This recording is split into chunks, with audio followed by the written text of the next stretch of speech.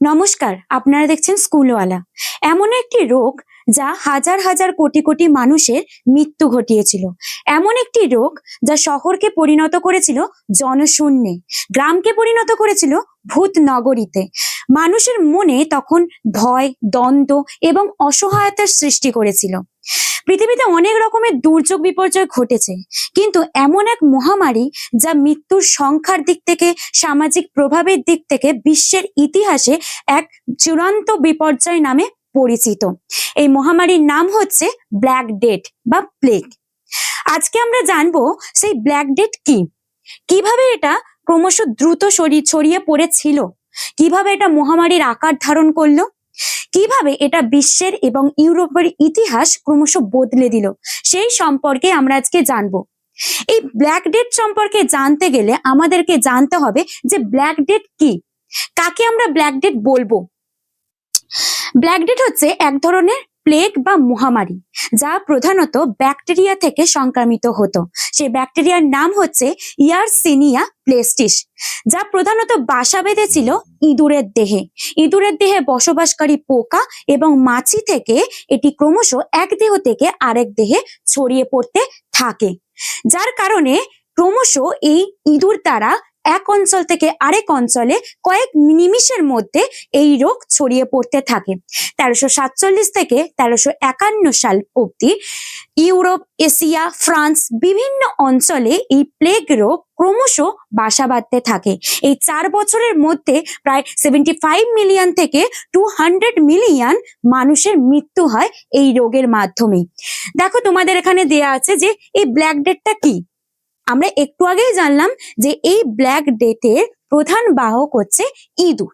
ঠিক আছে, ইঁদুরের দেহে বসবাসকারী ব্যাকটেরিয়া যেটা হচ্ছে ইয়ারসিনিয়া প্লেস্টিস, এর মাধ্যমে কিন্তু এই প্লেগ রোগ ক্রমশ এক দেহ থেকে আরেক দেহে সঞ্চারিত হয়। এবার প্রশ্ন হলো যে এই ব্ল্যাক ডেথের উৎপত্তি কোথায়, কোথা থেকে উৎপত্তি ঘটেছে এই ব্ল্যাক ডেথে। বিভিন্ন ঐতিহাসিকবিদদের মধ্যে নানান রকম মতবিরোধ রয়েছে যে কোথা থেকে সৃষ্টি হয়েছে। তবে অনেক ঐতিহাসিকবিদ বলেছেন যে এই ব্ল্যাক ডেথ উৎপত্তি ঘটেছে এশিয়ার কোনো এক অঞ্চল থেকে। তখন ইউরোপ এবং এশিয়ার মধ্যে বাণিজ্যিক উপাদান ছিল সিল্ক রোড।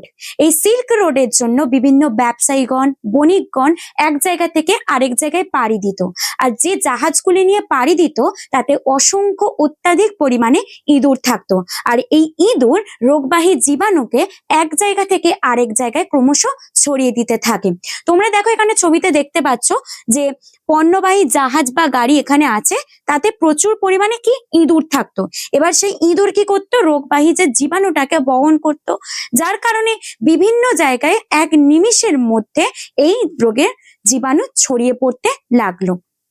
এবার প্রশ্ন হচ্ছে যে এই ইতালিতে বা ইউরোপেই কেন এর আগমন ঘটলো, অন্য জায়গাতেও আগমন ঘটতে পারতো, কেন এখানেই ঘটলো।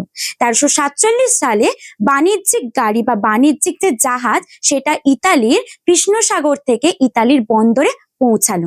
ইতালির বন্দরে পৌঁছানোর পর জাহাজে থাকা বিভিন্ন নাবিক বা বণিকগণ অসুস্থ ছিল। তখন তাদের উচ্চ পরিমাণে জ্বর ছিল, গায়ে গুটি গুটি ফোলা ফোলা গুটি গুটি দেখা গিয়েছিল। তখন তারা মৃত্যুর সম্মুখে অবস্থান করছিল। আর ঠিক তখন থেকেই যখন জাহাজটা সেই বন্দরটাকে ছাড়ার আগে পর্যন্ত ক্রমশ ইউরোপের বিভিন্ন শহরে এই রোগ ইঁদুরের মাধ্যমে ছড়িয়ে পড়তে লাগলো। আস্তে আস্তে ইতালির বিভিন্ন দেশে, তারপর স্পেন, ফ্রান্স, বিভিন্ন জায়গায় এই রোগ ক্রমশ ছড়িয়ে পড়তে লাগলো। তোমরা এখানে দেখতে পাচ্ছ যে পণ্যবাহী জাহাজ বন্দরে এলো, তো বন্দরে প্রচুর পরিমাণে অসংখ্য যে নাবিক ছিল তারা কি ছিল, অসুস্থ ছিল। সেই অসুস্থ থাকার কারণে তাদের সাথে কি ওই যে ইঁদুরগুলো ছিল, তো ইঁদুরগুলো তখন কি ওই যে বন্দরে আটকে ছিল বা বন্দরে স্থায়ী ছিল সেই জায়গায় ক্রমশ ছড়িয়ে পড়তে লাগলো, যার কারণে তাদের দ্বারা রোগও কিন্তু ক্রমশ এক জায়গা থেকে আরেক জায়গায় ছড়িয়ে পড়তে লাগলো। আর এইভাবেই ইউরোপের বিভিন্ন অঞ্চলে এই প্লেগ রোগের আগমন ঘটলো। এই ব্ল্যাক ডেথের কিছু কিছু লক্ষণ দেখা গিয়েছিল। তার প্রধান লক্ষণ হলো উচ্চ জ্বর, মানে প্রচন্ড পরিমাণে জ্বর দেখা যেত। তার সাথে সাথে গলা ব্যথা, মাথা ব্যথা এবং শরীরে অসহনীয় যন্ত্রণা ও দুর্বলতা দেখা যেত। এছাড়াও গুরুত্বপূর্ণ একটা লক্ষণ ছিল যে বিভিন্ন জায়গা, যেমন গলা, ঘাড়, বিভিন্ন কুঁচকানোর জায়গাগুলো সেখানে কি গুটি গুটি আকারে ফুলে যেত, মানে বুবোর মতো দেখা যেত। এই প্লেগ রোগে আমাদের দেহের বর্ণ হয়ে উঠতো কালো বর্ণের, যার কারণে এই রোগকে ব্ল্যাক ডেথ বলা হয়, অর্থাৎ কালো মৃত্যু বলা হয়ে থাকে। এই প্লেগ রোগের কারণে মানুষ 2-3 দিনের মধ্যেও মৃত্যুবরণ করতো। আবার গত 24 ঘন্টা, মানে একদিনের মধ্যে লক্ষণ ঠিকমতো প্রকাশ না পাওয়া গেলেও সঙ্গে সঙ্গে মানুষ হচ্ছে কি মৃত্যুবরণ করতো। দেখো তোমাদের ছবিতে দেখানো হয়েছে যে এই প্লেগ রোগের লক্ষণ কি কি ছিল।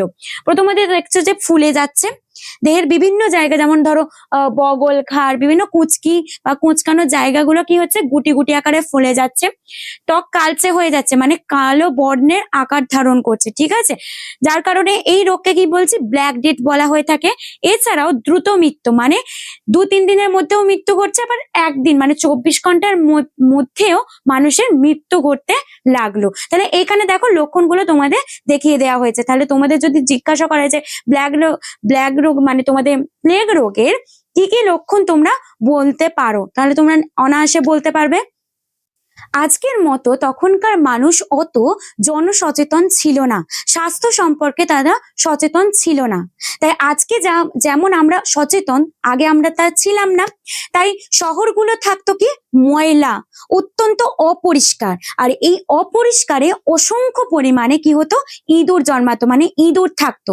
আর তখন তো মানুষ জানতো না যে এই ইঁদুরের মাধ্যমে এই রোগ ছড়াচ্ছে, যার কারণে কোনো রকম প্রতিরোধকমূলক ব্যবস্থাও গ্রহণ করতে পারেনি।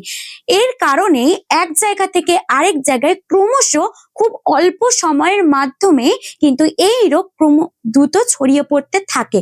দেখো তোমাদের এখানে দেখানো হয়েছে যে কিভাবে দ্রুত ছড়িয়ে পড়তে লাগলো। প্রথমে বলেছে রোগের প্রকৃত কারণ সম্পর্কে অজ্ঞতা, মানে হচ্ছে কি কারণে এই রোগটা হচ্ছে সেই সম্পর্কে কিন্তু মানুষ জানতো না, বুঝতে পারেনি, যার কারণে কি কোনো রকম প্রতিরোধমূলক ব্যবস্থাও গ্রহণ করতে পারেনি। সেটাই বলেছে কার্যকর প্রতিরোধের অভাব। তারপর কি বাণিজ্য বা সমৃদ্ধ পথে অবিরাম যাতায়াত, মানুষ তো বুঝতে পারছে না কি থেকে কোনটা হচ্ছে, যার কারণে মানুষ বুঝতোই না তারা যে যাতায়াত করছে, তারা যে বাণিজ্য করছে, সে বাণিজ্যের মধ্যে দিয়ে যে এত পরিমাণে ইঁদুর আসছে, আর এই ইঁদুর থেকেই যে এই রোগের জীবাণু দেখা যাচ্ছে সে সম্পর্কে মানুষ জানতো না, যার কারণে কোনো রকম প্রতিরোধমূলক ব্যবস্থাও কিন্তু গ্রহণ করতে পারেনি। যার কারণে এই রোগ ক্রমশ এক নিমিষের মধ্যে এক জায়গা থেকে আরেক জায়গায় ছড়িয়ে পড়তে লাগে। ব্ল্যাক রোগ কিন্তু একটা কোনো রোগ ছিল না, সেটা কিন্তু মানুষের মানসিক প্রভাবকে আরো গুরুতর করে তুলেছিল। অনেক মানুষজন মনে করত যে এই যে একের পর এক মৃত্যু ঘটছে, এটা কিন্তু ঈশ্বরের অভিশাপ বা শাস্তি হিসাবে তারা মনে করত, যার কারণে তারা নানান রকম যাগযজ্ঞ করত। কিন্তু যাগযজ্ঞ করেও কোনো রকম রেহাই পায়নি।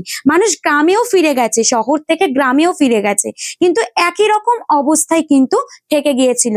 ঘন্টার পর ঘন্টা, দিনের পর দিন ক্রমশ মৃত্যুর সংখ্যা কিন্তু বেড়েই গিয়েছিল এই রোগের কারণে। দেখো তোমাদের ছবিতে দেখানো হয়েছে যে এই রোগ কিভাবে দ্রুত ছড়িয়ে পড়লে আমরা সেটা জানি।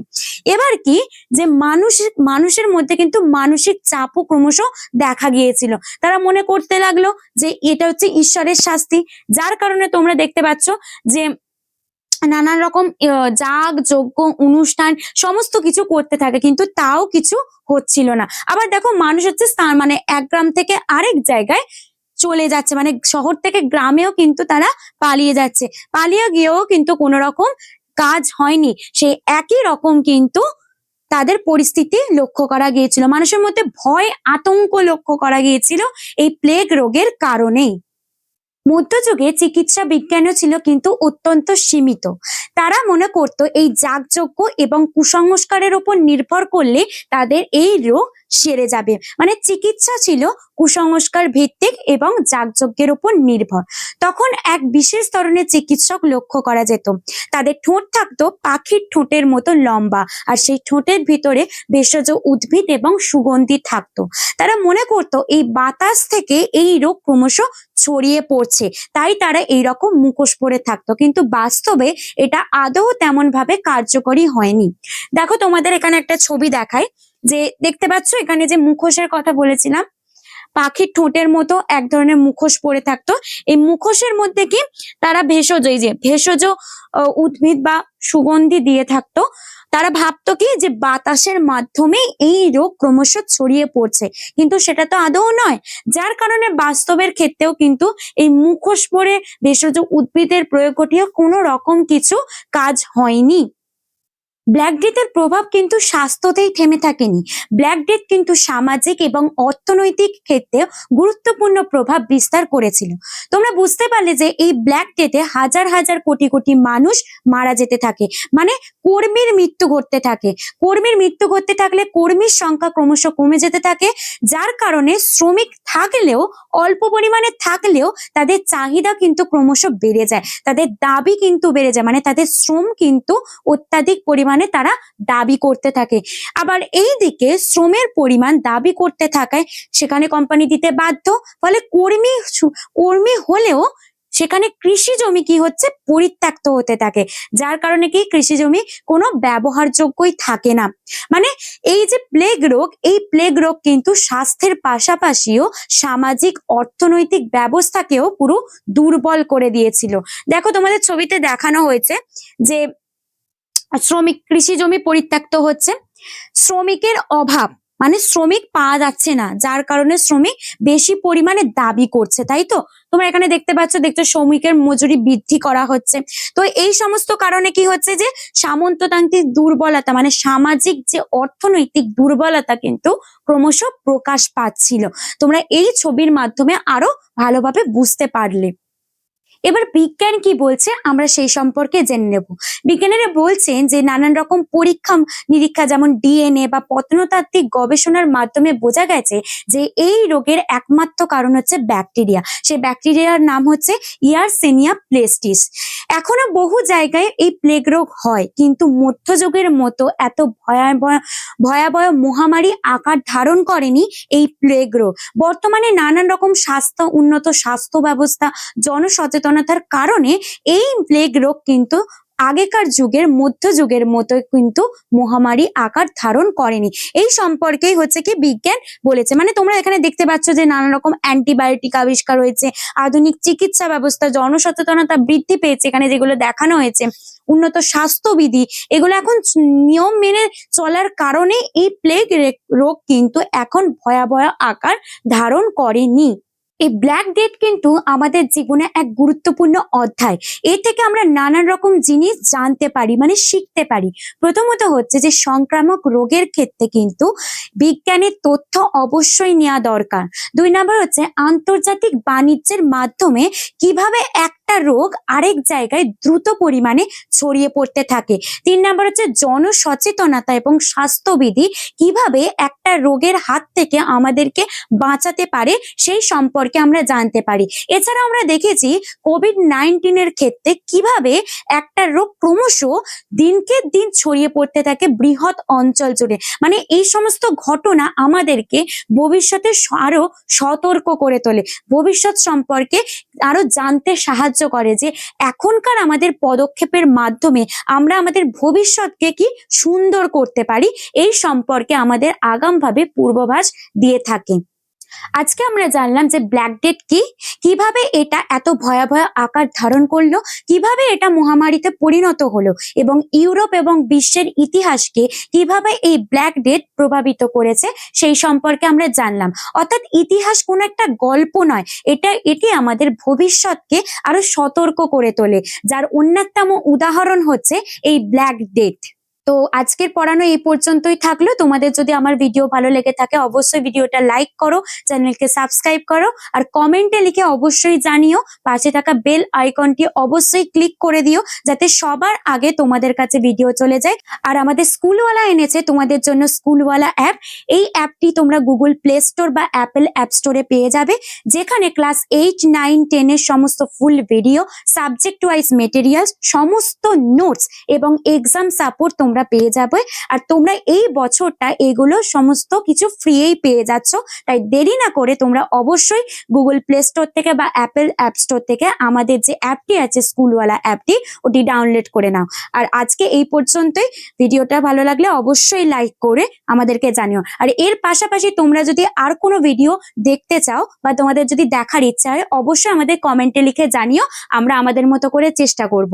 তো আজকে এই পর্যন্তই। Thank you.